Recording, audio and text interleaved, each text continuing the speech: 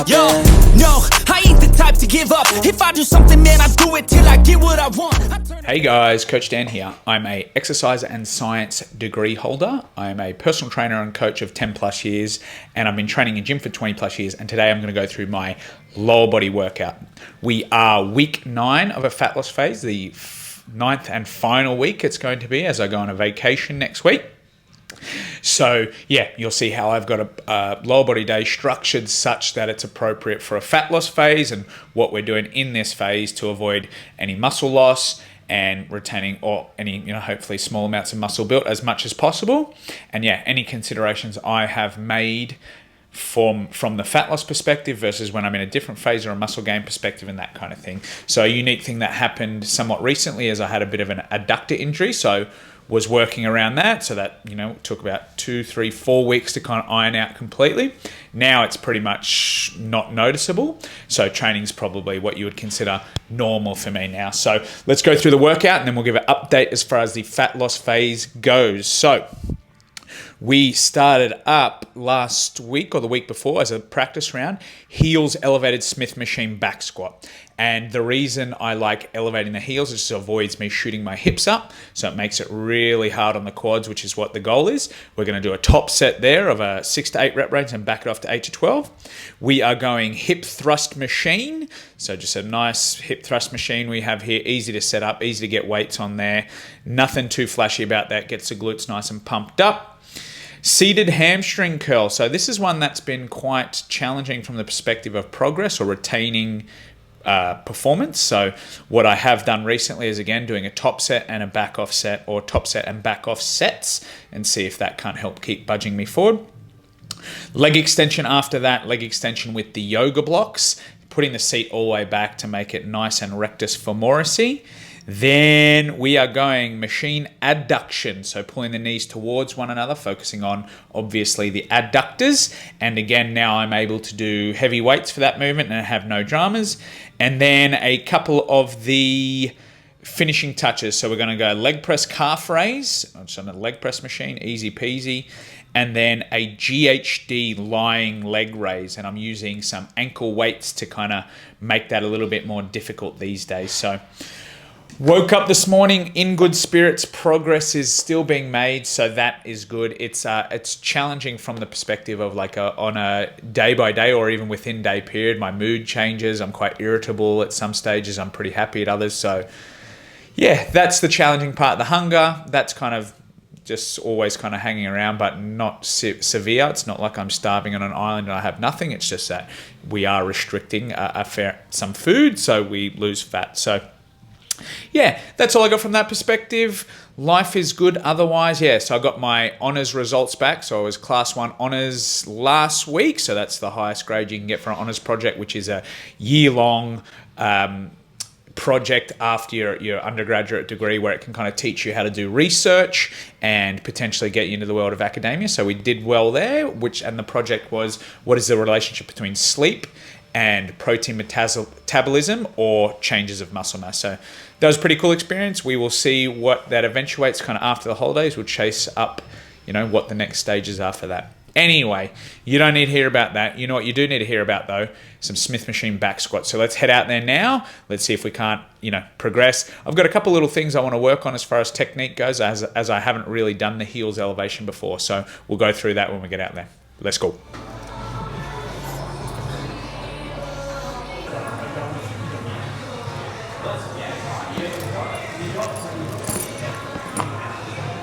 All right, we might have to hit things a little out of order today due to availability. Smith machine unavailable. I would normally start this workout with a heels elevated Smith machine back squat as a more quad dominant start to the workout, but I should be able to do this hip thrust machine without too much carryover or fatigue.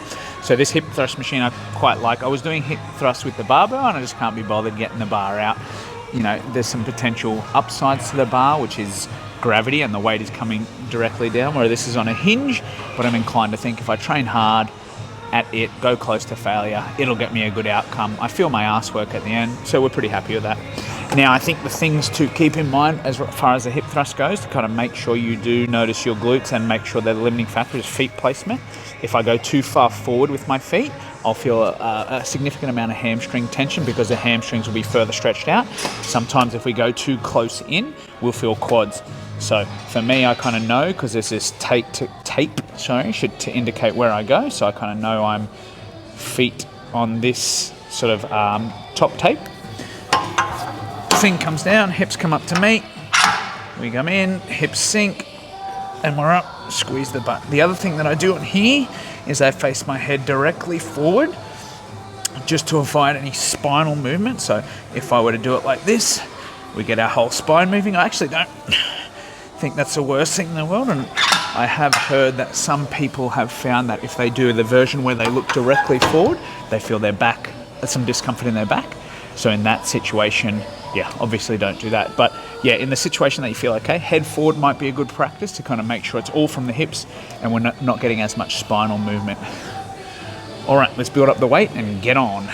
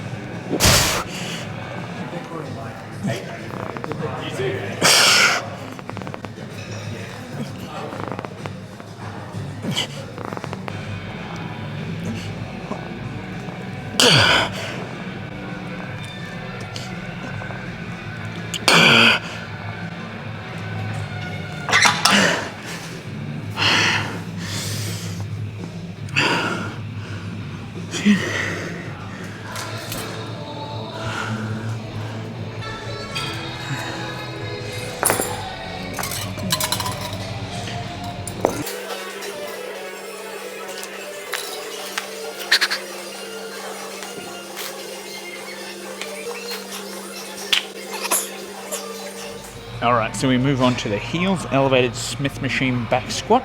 So started this up a couple weeks back to kind of get around a adductor injury I had to help me keep me upright, because it was when I was kind of shutting down the hip angle in things such as like a standard squat or hack squat even was giving me a lot of grief, but we're all good now, so that's good. So heels elevation, so I've got these blocks, plus I even have my weightlifting shoes which already have a heels elevation. So for the Smith machine, I've set them up pretty close to in line with where the bar is. That's what I'm going to try today. Feet on, handles out, staying nice and upright, lots of knee flexion, driving up out of the bottom. So the goal today, when it gets hard or heavy, is to not let my ass shoot up, and the heels elevation have been pretty helpful for that. But we want to try and make sure we stay upright, make it plenty about the quads, and not shoot the hips up and rely on that, which is a tendency I have when things get hard or heavy. So that is the goal. But feeling good? Talk to me in a couple of minutes if I'm still feeling good or if I'm crying. Let's get it.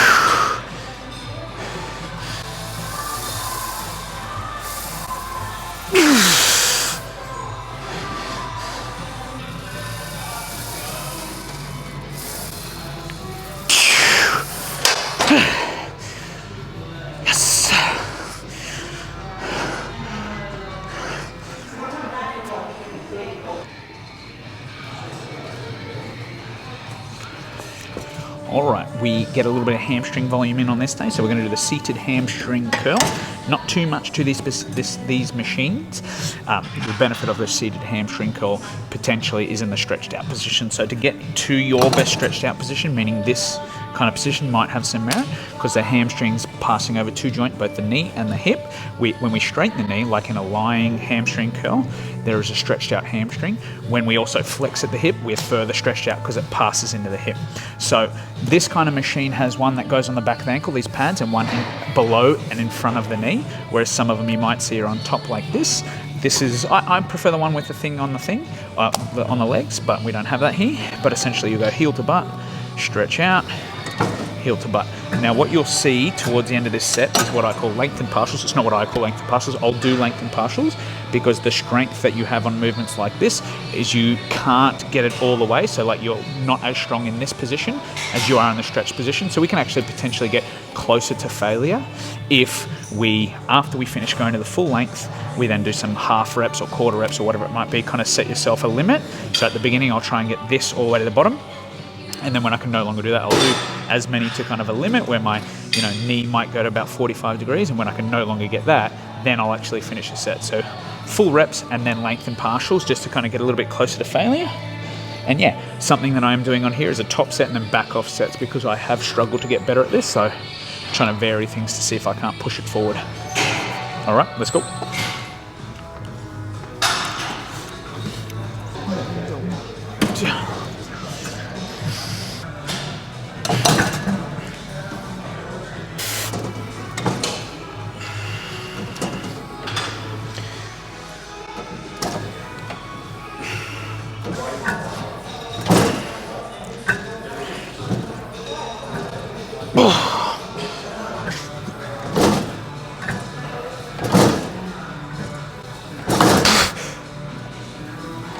Yes.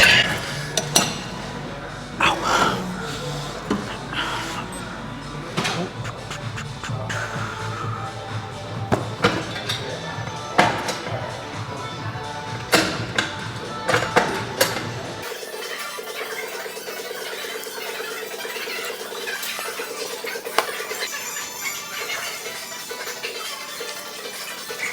All right.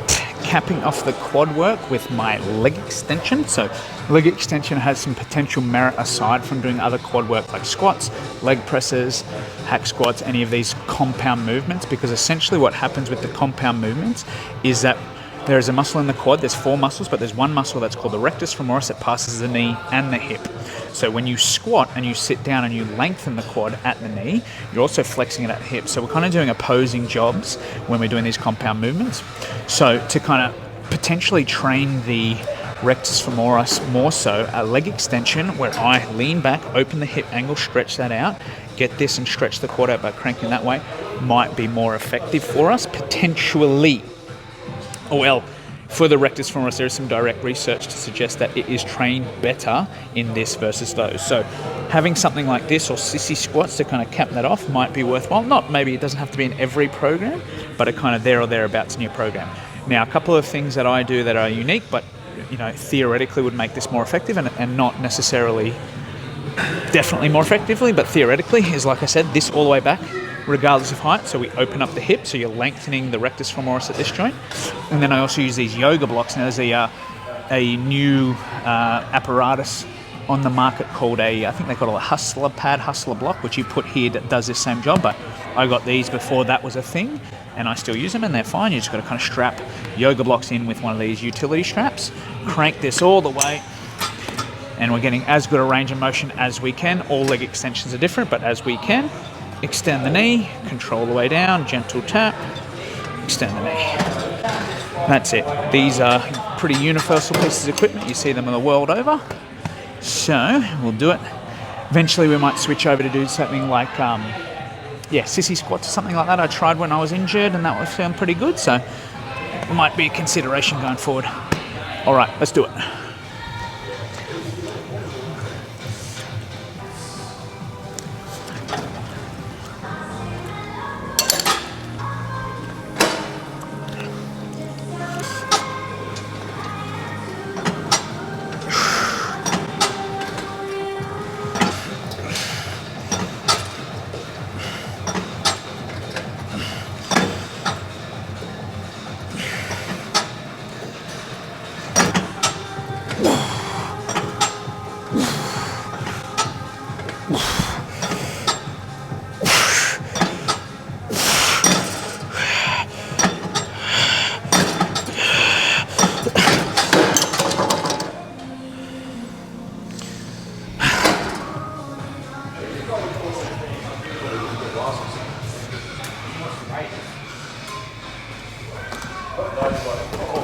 Alright, machine adduction next. So adduction, this machine has two functions, this particular variation, where you both push the legs out, that's abduction. We're doing adduction, so we're bringing the knees in to train some of the muscles to the inner thigh, the adductors, right?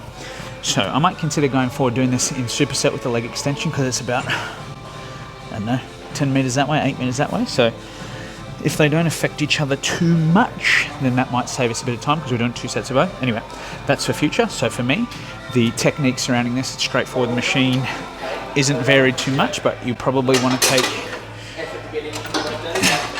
your pedals out as far as possible. This is going to get us a big stretch through the adductors, and there's some potential that that stretch or that length and position training has some value for muscle growth. So as far as possible, then leaning back. So when we do the abduction for the glutes, where we lean forward and we push out, this one I'd probably recommend leaning back, again, to kind of emphasize that stretch in the adductors because they're also hip flexors as well, those muscles. So leaning back, got the handles, knees drive to one another, stretch, knees drive, stretch, knees drive. And that's that. So I'm going to do this for a heavier rep range today, about 5 to 10. On my other lower body day, I do 10 to 15. Kind of mix those up a bit just to mix them up. I don't really want to change other exercises for this muscle group or do, get out, go to the cable machine, get out a calf and do an adduction with the calf or anything like that. Just can't be bothered. So this is good enough. 2 different rep ranges just to mix it up that little bit. And yeah, bam, bam. And then we go on.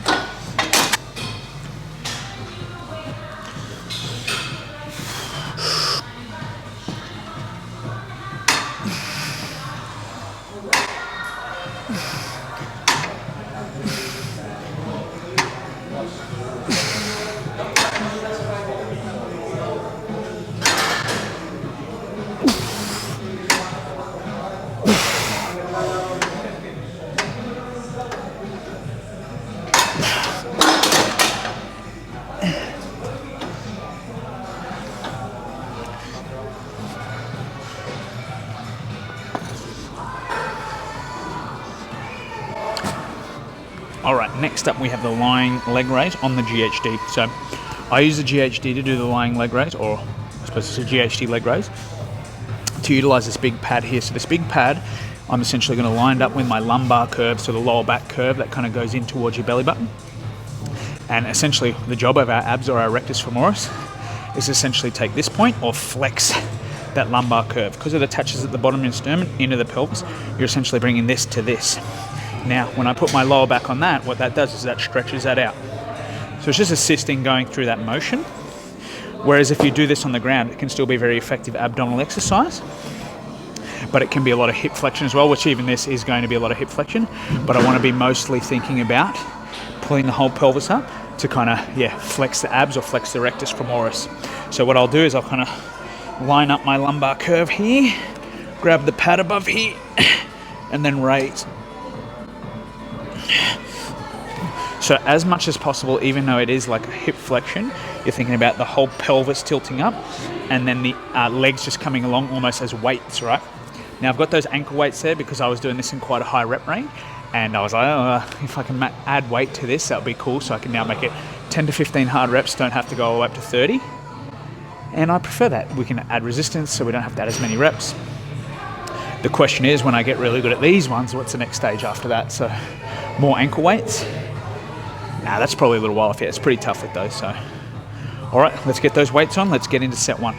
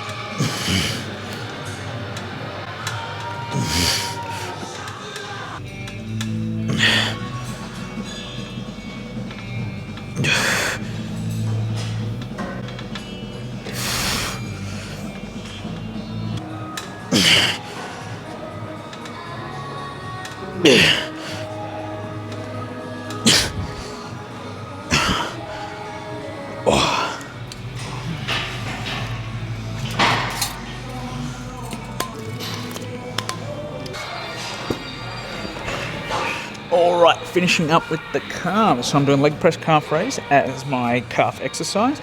Nothing bad about this other than the plates that you have to load on it. So that is a bit of an annoying thing at the back end of the workout, but ultimately that's not a big idea because it's big deal because it's a effective exercise. An effective exercise doesn't load the system or the spine like a Smith machine. All of these things, like there's a pin loaded leg press here that this can be done at, but there's a block here which the reason this leg press is good is because it allows a full range of motion.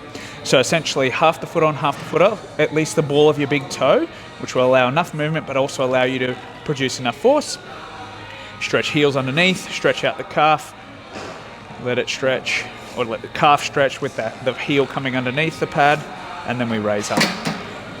Nothing to it but to do it. We do 4 sets here, bada bing, bada boom, we are dunskies. Let's go.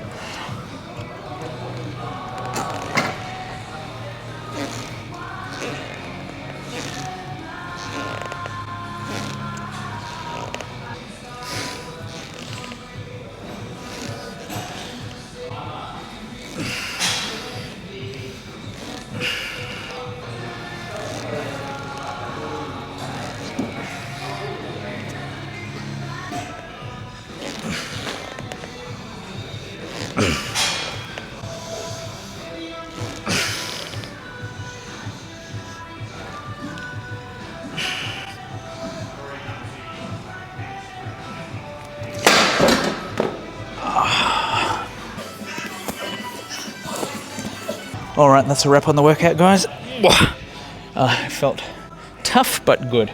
We were feeling good energy throughout most of that, and then it dipped towards the end, but happy days. A couple days left of this, or a couple sessions left of this fat loss phase, I'd say, and I'm just in a good mood today. So it's an up and down. You just got to ride the wave and work through the lows and get to the highs, and it's kind of up and down. Maybe the further you go, the digger you deep, the more lows they are, the more sporadic it is, which is the case in my experience, but she'll be right. We'll get out the back end of this, and yeah, I'm quite proud of it so far, so that's pretty cool. All right, let's wrap things up. As always, hit the little subscribe up here if you're liking the content. Hit the video up here if you want to watch an extra video. We got some shorts there as well with tips on technique and whatnot. And as always, it's about progress over perfection. Coach Dan signing off.